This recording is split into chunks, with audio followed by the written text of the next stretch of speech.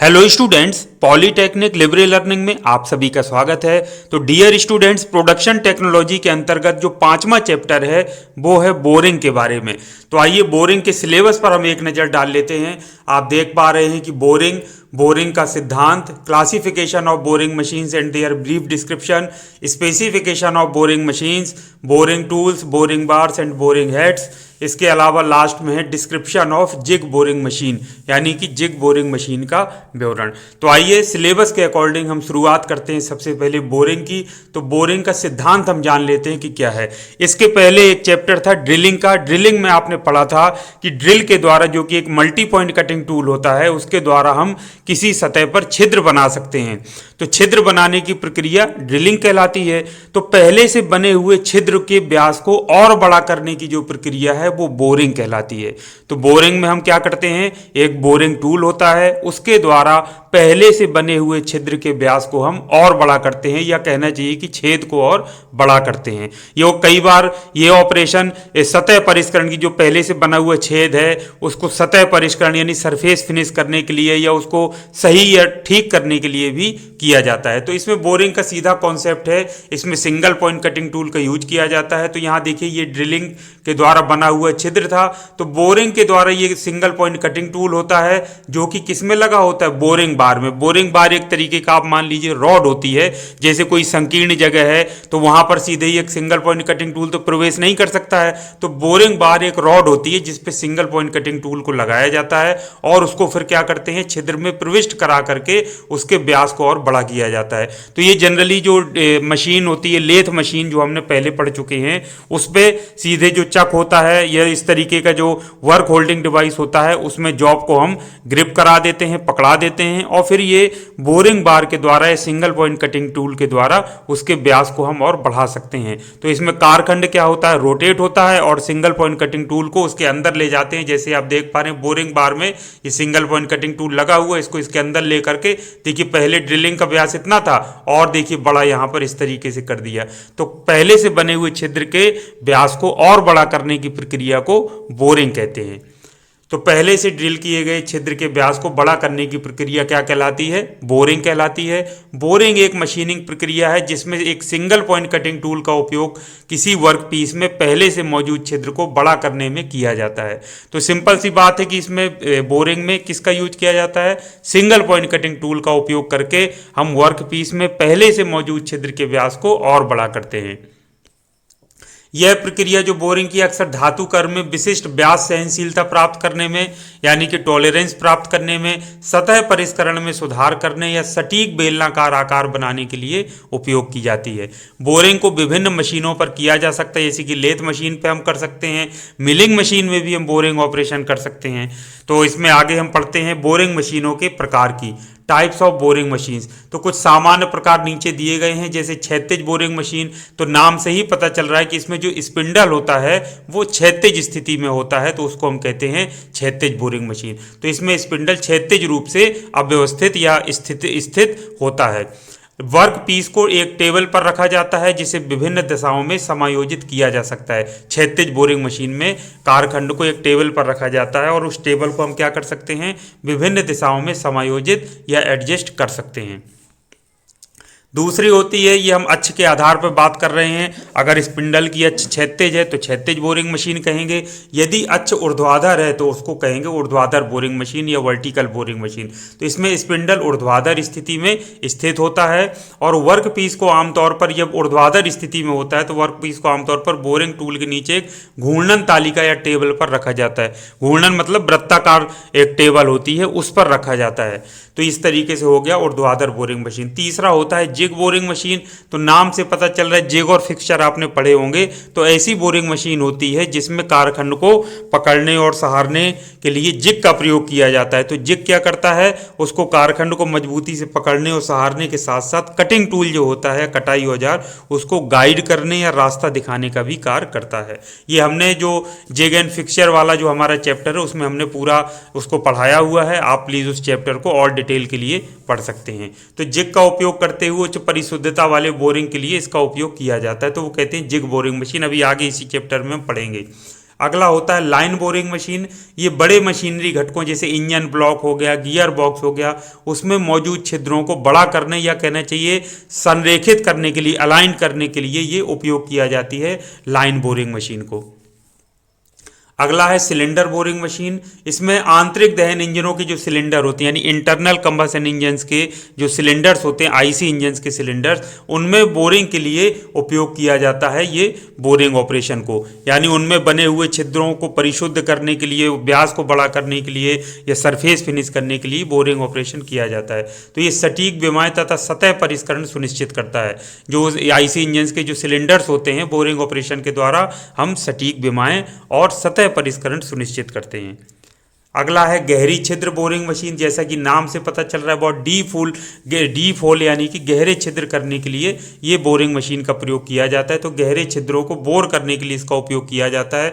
इसका उपयोग होता है जैसे एरोस्पेस इंडस्ट्री हो गया और जैसे गन बैरल हो गया, ऐसे घटकों में, क्योंकि लंबाई या गहराई बहुत ज़्यादा होती है, तो उसमें करने के लिए हम गहरी छिद्र बोरिंग मशीन का इस्तेमाल करते हैं। तो कहाँ पर इसका उपयोग होता है? एरोस्पेस इंडस्ट्री में, और जैसे ये गन बैरल जैसे कंपोनेंट होते हैं उनमें ये डीप होल बोरिंग मशीन का हम इस्तेमाल करते हैं। तो ये कुछ उदाहरण थे, प्रकार आपने देखे कि ड्रिलिंग मशीनों के प्रकार कौन कौन से प्रकार हुए। एक बार फिर से हम रिवीजन कर लेते हैं। क्षैतिज बोरिंग मशीन, इसमें स्पिंडल क्षैतिज रूप से स्थित होता है और एक टेबल होती है उस जिसमें वर्कपीस को रखा जाता है। वो टेबल समायोजित या एडजस्ट हो सकती है विभिन्न दिशाओं में।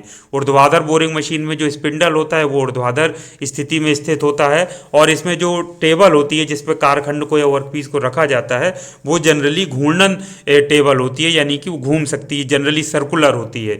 जिग बोरिंग मशीन में क्या है, कारखंड को मजबूती से पकड़ने और कटिंग टूल को रास्ता दिखाने के लिए, गाइड करने के लिए जिग का प्रयोग किया जाता है। ये बहुत ही उच्च यथार्थता वाली बोरिंग मशीन होती हैं। लाइन बोरिंग मशीन कुछ मशीनरी घटक जैसे इंजन ब्लॉक या गियर बॉक्स में मौजूद छिद्रों को बड़ा करने या संरेखित करने के लिए हम लाइन बोरिंग मशीन का इस्तेमाल करते हैं। सिलेंडर बोरिंग मशीन, जो इंटरनल कंबशन इंजन्स के सिलेंडर्स होते हैं उनमें बोरिंग के लिए सिलेंडर बोरिंग मशीन का उपयोग किया जाता है और ये सटीक विमाएं तथा सतह परिष्करण सुनिश्चित करता है। गहरी छिद्र बोरिंग मशीन, आपसे बताया अभी कि गहरे छिद्रों को करने के लिए, गहरे छिद्रों की बोरिंग करने के लिए हम गहरी छिद्र बोरिंग मशीन का प्रयोग करते हैं, जैसे एरोस्पेस इंडस्ट्री में और जैसे गन बैरल जो होती हैं, ऐसे घटकों की बोरिंग के लिए हम गहरी छिद्र बोरिंग मशीन का प्रयोग करते हैं। अब बात करते हैं अब बात कर रहे हैं बोरिंग मशीनों की विनिर्देश या विशेषताओं की। जैसे हम बोरिंग मशीन खरीदने जाते हैं तो क्या क्या उसकी विशेषताएं होती हैं वो बताने के लिए विनिर्देश हमको दिए जाते हैं या हमें बताने पड़ते हैं कि भाई जो टेबल है उसकी साइज ये होना चाहिए या उसका स्पिंडल की स्पीड ये होगी। तो वो विभिन्न विनिर्देशों में आजकल बोरिंग मशीनें आती हैं, तो हम अपनी ज़रूरत के हिसाब से उन विनिर्देशों के अनुसार जो है तो उसका बोरिंग मशीन का चयन कर सकते हैं। तो बोरिंग मशीनों के कुछ सामान्य विनिर्देश या विशेषताएं निम्नवत हो सकती हैं। एक तो स्पिंडल स्पीड ये घूर्णी गति होती है स्पिंडल की, जो आरपीएम में मापी जाती है। तो वो उसमें स्पिंडल स्पीड कितनी है बोरिंग मशीन की, बहुत ज़्यादा है, कम है, मीडियम है, तो हमकी ज़रूरत के हिसाब से हम उसको देख लेंगे। स्पिंडल का व्यास जैसे आमतौर पर मिलीमीटर या इंच में नापा जाता है, वो भी उसमें स्पेसिफाई किया जाता है। तीसरा होता है अधिकतम बोरिंग व्यास, यानी मैक्सिमम बोरिंग डायमीटर, यानी मशीन प्रभावी ढंग से बोर कर सकने वाले छिद्र का सबसे बड़ा व्यास। यानी ये जो बोरिंग मशीन है ये मैक्सिमम कितने व्यास का जो है छिद्र उस बोर कर सकती है, ये उसमें निर्धारित स्पेसिफाई किया जाता है।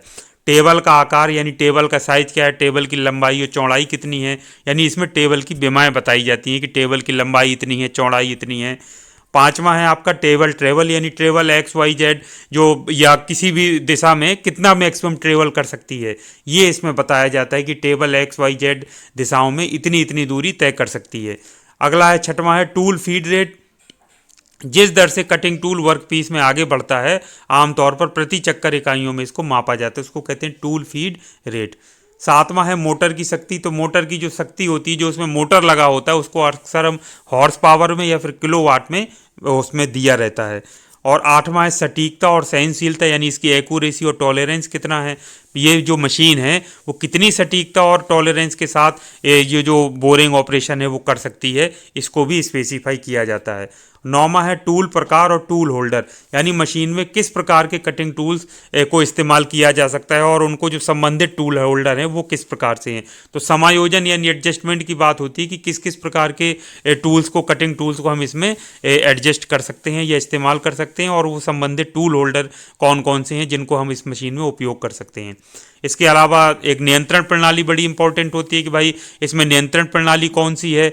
तो ये नियंत्रण प्रणाली में जैसे मैनुअल है कि सीएनसी यानी कंप्यूटर न्यूमेरिकल कंट्रोल है, या पीएलसी यानी प्रोग्रामेबल लॉजिकल कंट्रोलर है, इसको भी उसमें बताया जाता है।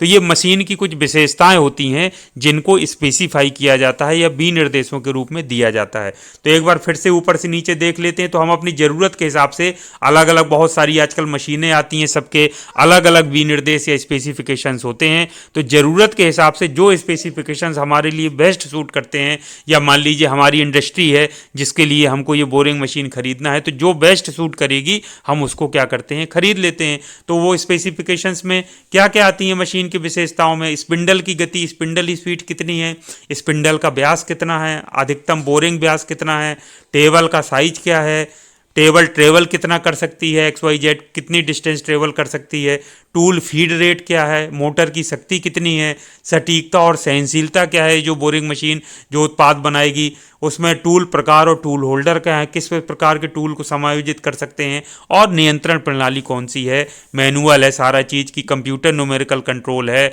या फिर पीएलसी है, तो ये उसमें नियंत्रण प्रणाली भी रहती है। तो ये सारी विशेषताएं हैं जो विनिर्देशों के रूप में दी जाती हैं, और हम ज़रूरत के हिसाब से जो बोरिंग मशीन है उसको हम चूज़ कर सकते हैं। अब 3 बहुत ही महत्वपूर्ण टर्म आते हैं, एक तो बोरिंग टूल्स, बोरिंग बार्स और बोरिंग हेड्स। तो ये क्या है इनको हम जान लेते हैं। बोरिंग टूल्स तो मतलब बोरिंग ऑपरेशन के लिए जो कटिंग टूल्स इस्तेमाल किए जाते हैं, नाम से ही पता चल रहा है बोरिंग टूल्स, यानी बोरिंग ऑपरेशन के लिए प्रयोग होने वाले कटिंग टूल्स या कटाई औजार। तो इसमें आपको मैंने ऊपर ही बताया था कि बोरिंग ऑपरेशन में जो बोरिंग टूल यूज होता है वो generally single point cutting tool का यूज होता है, और सिंगल पॉइंट कटिंग टूल के द्वारा हम क्या करते हैं, बोरिंग ऑपरेशन करते हैं, यानी पहले से बने हुए छिद्र को और बड़ा कर सकते हैं। तो सिंगल पॉइंट कटिंग टूल से आप सभी परिचित हैं, मैंने आपको पहले ही लेथ वाले जो चैप्टर है उसमें पूरे डिटेल में पढ़ाया है। तो ये इस तरीके से होते हैं। इसके अलावा टिप लगे हुए भी आजकल सिंगल पॉइंट कटिंग टूल आते हैं जिनमें अलग से टिप लगाई जाती है, थ्रो अवे इंसर्ट्स भी लगे हुए आजकल आते हैं। तो इसका क्या है, हम कह सकते हैं कि छिद्रों के व्यास को बड़ा करने के लिए उपयोग किया जाने वाला जो कटाई औजार है वो कहलाता है बोरिंग टूल। इसकी विविधता आती है, जैसे सिंगल पॉइंट कटिंग टूल जो एक ही पदार्थ का बना हुआ आता है, कार्बाइड टिप लगा हुआ टूल भी आता है, कार्बाइड टिप्ड टूल्स उसको बोलते हैं, कार्बाइड की उसमें टिप लगी होती है या उसमें थ्रो अवे इंसर्ट लगी रहती है। तो इस तरीके से इसमें अलग अलग विविधता भी आती है। तो सिलेक्शन क्राइटेरिया क्या है, हम किस तरीके की पदार्थ को बोरिंग कर रहे हैं, छिद्र का साइज क्या है जिसको बोर किया जाना है, मशीनिंग की आवश्यकता क्या है, तो इस आधार पर हम चयन कर सकते हैं। तो ये आपने देखा कि बोरिंग टूल क्या है, ये बोरिंग के लिए कटाई औजार है, यानी छिद्र के व्यास को बड़ा करने के लिए जो उपयोग किए जाने वाला कटाई औजार या कटिंग टूल है उसको कहते हैं बोरिंग टूल। तो ये सिंगल पॉइंट कटिंग टूल आता है, और सिंगल पॉइंट कटिंग टूल में ही कई वैरायटी जैसे आती हैं, उसमें कार्बाइड टिप लगे हुए टूल भी आते हैं, थ्रो अवे इंसर्ट्स लगे हुए टूल आते हैं। तो वो हम चयन कर सकते हैं अपनी ज़रूरत के हिसाब से, सामग्री कौन सी है, छिद्र का साइज क्या है, मशीनिंग की आवश्यकता क्या है। अगला है बोरिंग बार। बार मतलब कहते हैं एक छड़ को, जो लंबी सी छड़ होती है उसको कहते हैं बार। और बोरिंग का तो आप समझ ही गए कि बोरिंग ऑपरेशन के लिए प्रयोग होती है। तो ये जो चित्र मैंने ऊपर बताया था फिर से हम उसको देख लेते हैं। तो ये जो सिंगल पॉइंट कटिंग टूल लगा है इसको आपने देखा, तो ये क्या हो गया, बोरिंग टूल हो गया, यानी बोरिंग के लिए प्रयोग किए जाने वाला कटाई औजार या कटिंग टूल। अब ये आप देखिए बोरिंग बार ये है जिसमें ये एक कटाई औजार या सिंगल पॉइंट कटिंग टूल लगा हुआ है। इसको लगाने की जरूरत क्या पड़ी, मान लीजिए एक छिद्र पहले से बना था, उसमें हमको बोरिंग करना है, तो उसमें अंदर प्रविष्ट करने के लिए कोई ऐसी लंबी सी छड़ जैसी चीज चाहिए जो उसके अंदर जा करके उसको धातु को काट सके और उसके व्यास को बड़ा कर सके। तो उसी के लिए बोरिंग बार का प्रयोग किया जाता है, जो कि एक तरीके की पतली और लंबी छड़ जैसी चीज होती है जिसमें कटाई औजार या कटिंग टूल को लगा करके संकीर्ण जगहों में प्रविष्ट कराया जाता है। तो यही चित्र आपको फिर इसमें बना देना है। इसी में साफ साफ ये बोरिंग बार देखिए लिखा हुआ है और बना भी है, और इसमें सिंगल पॉइंट कटिंग टूल भी दर्शाया गया है, कारखंड को दर्शाया गया है। तो ये बोरिंग ऑपरेशन में ये जो छड़ या पतली लंबी छड़ प्रयोग की जाती है उसको कहते हैं बोरिंग बार। ये देखने में एक बड़ी मशीन में इस तरीके से होती है। देखिए इतनी लंबी छड़ है, ये देखिए सिंगल पॉइंट कटिंग टूल इसमें लगा करके हम क्या करते हैं, प्रविष्ट कराते हैं अंदर गहराई तक। मान लीजिए गहराई छिद्र की ज़्यादा है तो अंदर तक प्रविष्ट कराने के लिए कोई हमको एक इस तरीके की छड़ की ज़रूरत पड़ती है। तो इसका कार्य क्या है, बोरिंग के दौरान कटाई औजार को सहारा देता है, एक तो पकड़ के रखता है, अभी आपने देखा ऊपर, और पकड़ने के लिए उसको लंबे उपकरण होते हैं, यानी कि लंबाई में एक लंबी छड़ नुमा एक इस तरीके का होते हैं, बार जिसको कहते हैं। बार का मतलब ही होता है छड़। प्रकार विभिन्न प्रकार की मशीनिंग आवश्यकताओं के अनुरूप विभिन्न लंबाई और डिजाइनों में आते हैं। जैसी मशीनिंग की आवश्यकता है तो उसी लंबाई में ये मिलते हैं और उसी हिसाब से डिजाइन में भी इनमें बदलाव आता है, मार्केट में मिलते हैं, जैसी ज़रूरत होती है वैसा हम लेते हैं। महत्व क्या है, सटीक बोरिंग के लिए गहरी या आंतरिक सतहों तक पहुंच की सुविधा प्रदान करते हैं। अगर सटीक बोरिंग करना है अंदर तक तो गहरी जो जगह है, मैंने आपसे बताया ना, जैसे एक छिद्र है तो अंदर तक सिंगल पॉइंट कटिंग टूल कैसे जाएगा, तो उसको ले जाने के लिए हमको बोरिंग बार की आवश्यकता पड़ेगी। तो आंतरिक सतह है अंदर तक जाने के लिए, तो ये उसमें पहुंच की सुविधा प्रदान करते हैं। इनके कारण ही सिंगल पॉइंट कटिंग टूल अंदर जा करके बोरिंग ऑपरेशन को आसानी से क्रिएट कर सकता है या उसको कर सकता है। अगले होते हैं बोरिंग हेड्स। बोरिंग हेड्स कुछ इस तरीके से होते हैं, जैसा कि आप देख पा रहे हैं, इसमें छिद्र बने होते हैं जिनमें क्या हम कर सकते हैं, जिसमें हम टूल को हम फिट कर सकते हैं। इसकी लंबाई व्यास में भी हम एडजस्टमेंट कर सकते हैं। तो ये इसको अच्छे से फिर देख लीजिए, चित्र को कॉन्सेप्ट बैठा लीजिए, क्या कहते हैं, बोरिंग हेड्स। तो ये इनका रोल क्या है, बोरिंग हेड्स का मशीनिंग के दौरान बोरिंग टूल को पकड़ने, तो बोरिंग टूल उसको पकड़ते हैं और उसको समायोजित यानी एडजस्ट भी करते हैं। तो ये उसको टूल को पकड़ने और समायोजित करने वाले घटक होते हैं। यानी ये क्या है, components holding and adjusting the boring tool during machining. तो ये बोरिंग हेड क्या है, तो हैं ऐसे कंपोनेंट या घटक होते हैं जो बोरिंग टूल को पकड़ते हैं और उसको समायोजित करने के काम आते हैं, यानी एडजस्ट करने के काम आते हैं। तो ये क्या होता है, व्यास, गहराई और फीड दर में सटीक परिवर्तन में सक्षम होते हैं। यानी व्यास में परिवर्तन कर सकते हैं, गहराई में और फीड दर में भी ये सटीक परिवर्तन करने में सक्षम होते हैं। तो ये बोरिंग हेड जो होते हैं ये बहुत उपयोगी होते हैं। अनुप्रयोग की बात करें एप्लीकेशंस की, तो आमतौर पर मिलिंग मशीनों और बोरिंग मशीनों में ये उपयोग किए जाते हैं बोरिंग हेड। नियंत्रण में सटीक मशीनिंग के लिए कटाई औजार की गति पर नियंत्रण प्रदान करते हैं। Provide control over the movement of the cutting tool for accurate machining. तो ये इनका आपने देखा कि बोरिंग हेड भी इस तरीके से होता है। अब ये जिग बोरिंग मशीन का विवरण। जिग बोरिंग मशीन बहुत महत्वपूर्ण मशीन होती है, शॉर्ट में भी ऊपर पढ़ा था, इसका डिस्क्रिप्शन और देख लेते हैं। बहुत हैवी मशीन होती है, आप इसमें जैसा कि देख पा रहे हैं वही जैसा कि मशीन में होता है, टेबल ये आपका नीचे बेस होता है, बहुत हैवी टेबल होता है, और देखिए ऊर्ध्वाधर आप स्थिति में ये आप देख पा रहे हैं ये लगा हुआ है। तो यहाँ पर ये आपका ड्रिल भी इसमें लगता है, छिद्र बना सकते हैं और पहले से बने हुए छिद्र को या इसी में बनाए गए छिद्र को हम और बड़ा भी कर सकते हैं। तो बोरिंग मशीन है तो ड्रिलिंग यानी छिद्र बनाने और उसको छिद्र को परिष्कृत करने का या उसको सुधारने का जो कार्य है वो सब इसमें किया जा सकता है। बहुत ही वर्सेटाइल मशीन होती है ये। तो इसमें देखिए ऐसी बोरिंग मशीन हम कह सकते हैं जिग बोरिंग मशीन। तो इसमें एक बात क्लियर है कि ये एक बोरिंग मशीन है, लेकिन जिग शब्द का प्रयोग क्यों आया है इसको पहले समझने की ज़रूरत है। तो ऐसी बोरिंग मशीन जिसमें कटाई औजार को गाइड करने के लिए जिग का प्रयोग किया जाता है वो जिग बोरिंग मशीन कहलाती है। अब ये जिग और फिक्सचर आपको मैं पढ़ा चुका हूँ, अलग एक चैप्टर है पूरा इसका, अगर आपने अभी तक नहीं पढ़ा है तो उसको प्लीज़ ज़रूर पढ़ लीजिए, आपके सिलेबस में है। तो जिग और फिक्सचर जो होते हैं इसमें यही खास बात होती थी। जिग जो है कारखंड को मजबूती से पकड़ने और सहारने के साथ साथ क्या करता है, कटिंग टूल को, यानी कि इस केस में ड्रिल को या फिर बोर को, जो बोरिंग टूल है उसको क्या करता है, रास्ता दिखाने का कार्य करता है, ताकि उच्च सटीकता के साथ या उच्च यथार्थता के साथ छिद्र है वो बनाया जा सके। तो ऐसी बोरिंग मशीन जिसमें कटाई औजार को गाइड करने के लिए जिग का प्रयोग किया जाता है उसको सिंपली हम जिग बोरिंग मशीन कहते हैं। अब प्रश्न आती है कि जिग क्या है, इसको एक बार फिर लिख लेते हैं। तो यह एक ऐसी युक्ति है जो मशीनिंग के दौरान कारखंड को सही स्थिति में मजबूती से पकड़ने तथा सहारने के साथ साथ कटाई औजार को गाइड करने का कार्य भी करता है, ये जो जिग होता है। तो जिग की वजह से क्या होता है, जब उसको गाइड करता है तो बिल्कुल सटीक छिद्र बनता है और बिल्कुल उसकी यथार्थता बहुत अच्छी होती है, यानी उच्च यथार्थता वाला छिद्र बनता है, उच्च सटीकता वाला। तो जिग बोरिंग मशीन एक प्रकार की मशीन टूल है जो वर्क पीस में उच्च सटीकता के साथ छिद्र बनाने के लिए उपयोग की जाती है। ये मशीनें पारंपरिक ड्रिलिंग मशीनों की तुलना में अधिक सटीक और कुशल होती हैं और उन्हें विभिन्न औद्योगिक अनुप्रयोगों के लिए आदर्श बनाती हैं। अब जिग बोरिंग मशीन कैसे काम करती है, ऊपर आपने मशीन देख ली है। वर्क पीस को मशीन टेबल पर रखते हैं और एक जिग द्वारा स्थिर किया जाए। फिर वही जिग की बात आ गई, क्योंकि जिग बोरिंग मशीन है तो उसको जो वर्क पीस को मशीन पर जिग द्वारा हम पहले फिक्स कर लेते हैं। तो जिग वर्क पीस को सही स्थिति में रखता है और ये सुनिश्चित करता है कि छिद्र सही स्थान पर ड्रिल किए जाएं, क्योंकि ये उसको कटिंग टूल को गाइड करने का भी कार्य करता है, तो वो उसको सटीक स्थान पर ही ड्रिल करता है। तो छिद्र बना लेते हैं।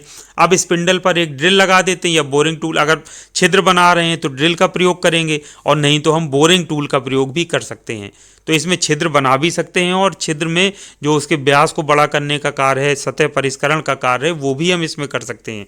तो स्पिंडल पर एक ड्रिल या फिर बोरिंग टूल को लगाया जाता है और स्पिंडल वर्क पीस के ऊपर और नीचे की ओर घूम सकता है, जैसे कि मशीन में आपको दिख रहा था। फिर क्या करते हैं, मशीन ऑपरेटर नियंत्रण का उपयोग करके स्पिंडल को वर्क पीस में फीड करता है। फिर ड्रिल या बोरिंग टूल वर्क पीस में एक छिद्र बनाता है, और ये प्रक्रिया को तब तक दोहराया जाता है जब तक कि सभी आवश्यक छिद्र नहीं बन जाते हैं।